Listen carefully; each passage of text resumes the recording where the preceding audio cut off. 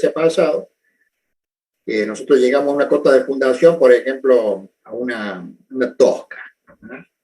Pero esa tosca tiene 1 metro de espesor, y por debajo de esa tosca tenemos un suelo más blando que la tosca, pero las presiones inducidas a ese suelo inferior a través de la tosca son tan bajas que nos conviene fundar ahí, ¿eh? O sea, la tosca, esa capa de tosca nos hace de plataforma, ¿eh?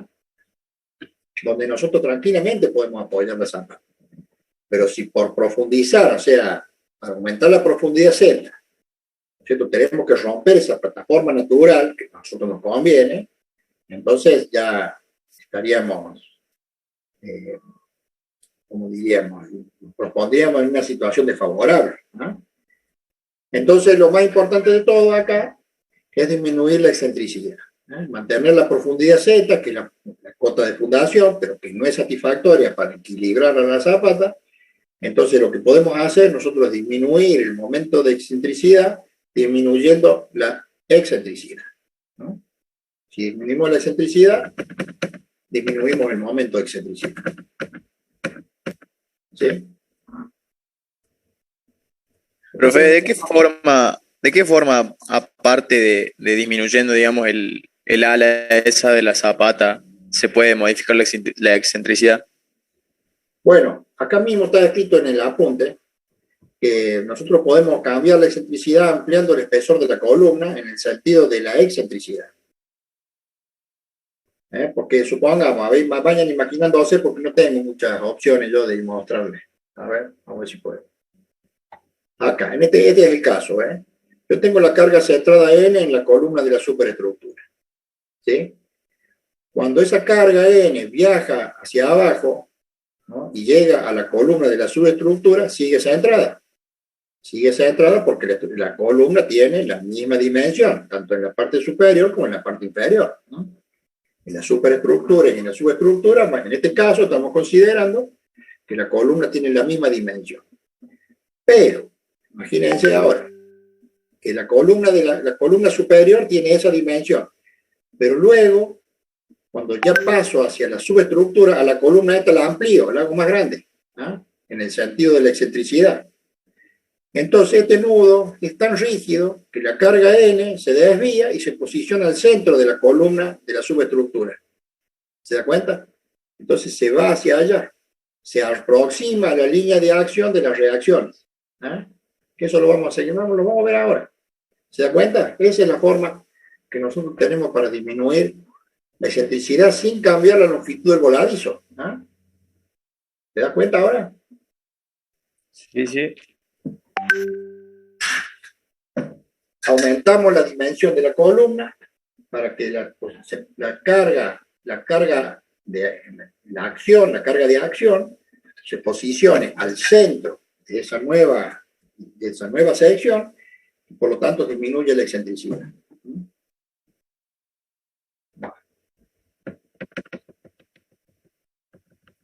O sea que nosotros lo que acabamos de ver recién era la estabilidad de la zapata excéntrica,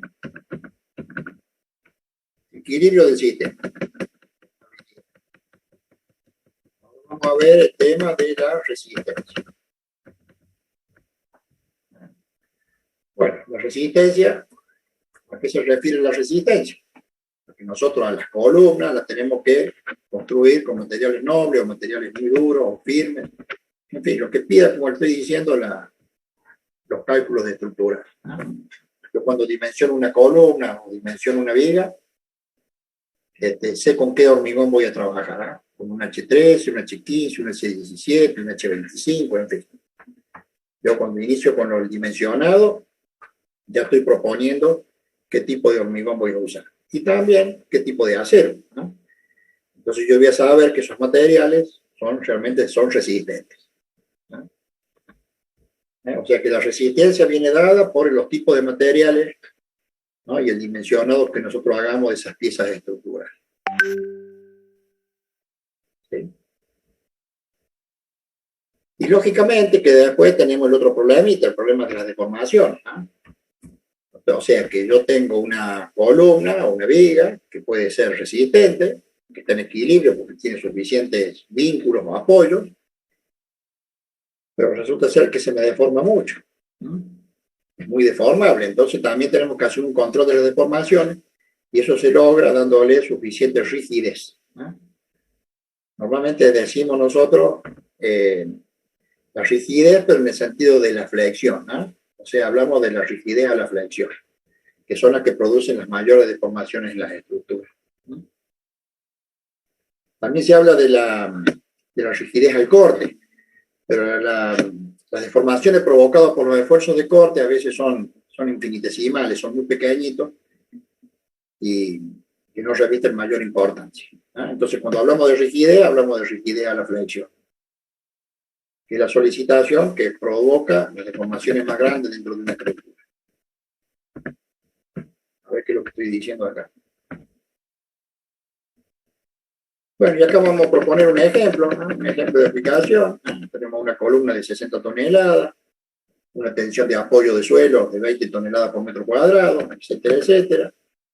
Proponemos un hormigón tipo H21 para la columna y para el hormigón de la zapata un H13. Proponemos un H13.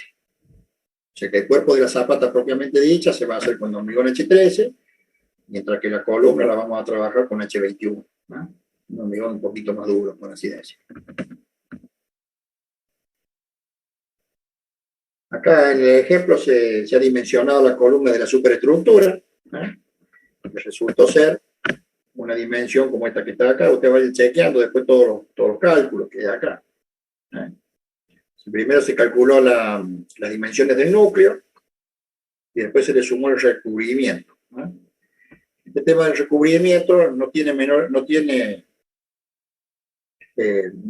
importancia. Es muy importante el tema del recubrimiento. Acuérdense que las estructuras enterradas están sometidas a la permanente humedad y esa humedad disuelve las sales contenidas en el suelo. Y si el hormigón no es muy bueno o el recubrimiento es muy pequeño, las sales penetran y atacan a las armaduras principalmente. Entonces las armaduras, las estructuras enterradas tienen que tener un buen recubrimiento y un muy buen hormigón para evitar el tema de la oxidación, el deterioro de las armaduras de refuerzo. ¿Sí? Por eso le estamos dando 5 centímetros de recubrimiento mínimo. Todos los tramos de estructuras enterradas tienen que tener por lo menos esa dimensión. A veces se nos complica un poco darle esa dimensión a los de recubrimiento y a veces, principalmente en las columnas medianeras, esas que están enterradas, nos provocan un poquito de dolor de cabeza y tenemos que jugar muchas veces. Muchas veces no podemos darle tanta dimensión a esa columna. Por eso le disminuimos el recubrimiento, pero ya sabemos nosotros que disminuir el recubrimiento de una estructura redunda en el peligro de la oxidación, el deterioro de los refuerzos. También vamos a ver más adelante otra forma de proteger a la armadura contra la oxidación, lo que no es el caso del momento. Ahí diseñamos la zapata, que nos resultó de 250 por 120. Acá están, ¿ves? Está de frente, 250 de ancho, en una dirección, la dirección Y, y en la dirección X tenemos 1,20 m. Esa es la escuadría que le hemos dado a la zapata. Por lo tanto, si ya tenemos determinado la geometría, podemos saber perfectamente cuánto vale la excentricidad, cuánto vale el momento de excentricidad. Tenemos también la profundidad de la zapata. En este caso vamos a suponer que esa profundidad, la profundidad Z de la zapata, habilita la estabilidad de la estructura, que hay suficiente fricción en el suelo como para que se engendren las fuerzas equilibrantes, tanto en el apoyo como en la viga de fundación. ¿Sí? Y entonces a continuación acá dibujamos el diagrama de cuerpo libre, de las fuerzas activas, las fuerzas reactivas. Acá está un poquito desplazado el dibujo, pero esa es la excentricidad. Y este sería el diagrama de momentos flectores del sistema. ¿Sí? Estamos obviando la parte de la superestructura, estamos trabajando solamente con la superestructura. Entonces fíjense ustedes que este sería el diagrama de momentos solicitantes. Este sería el diagrama de momentos a que va a estar sometida la estructura en todo momento durante la vida útil de la misma, ¿no? Es un momento permanente el momento de excentricidad. Bueno, analícenlo bien ese gráfico, ¿eh? Bueno. Y acá entramos en lo que sería la solicitación en la columna de fundación, ¿sí? Ustedes saben que una cosa es el momento solicitante, momento de excentricidad M, pero que queda contrarrestado por el momento propio, ¿no?, de la columna, ¿eh? ¿Han escuchado eso ustedes alguna vez?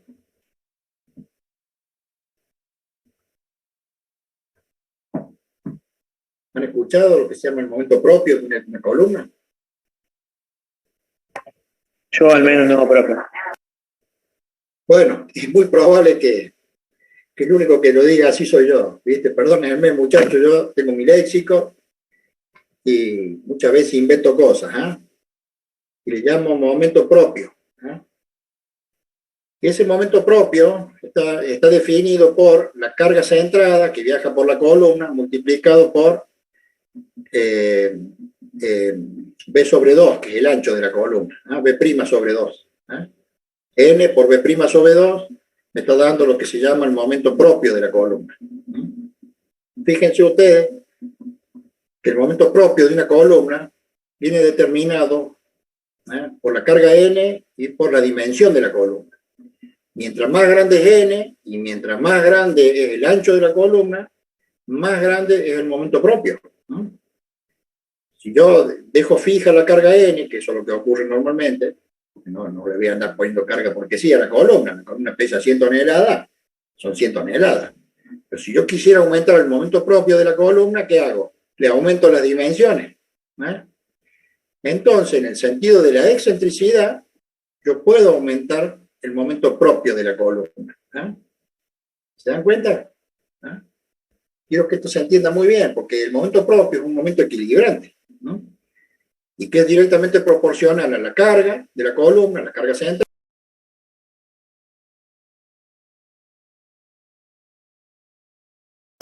y el semiancho, o sea, en el sentido de la excentricidad. ¿Estamos? Entonces, si el momento solicitante, si el momento de excentricidad vale, ¿cuánto dijimos que valía? Lo sacamos en este ejercicio.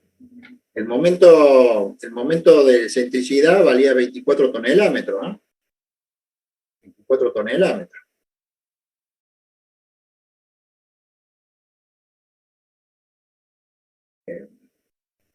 La carga N, mitad de la columna, ¿eh? En este caso era 30 centímetros, ¿sí?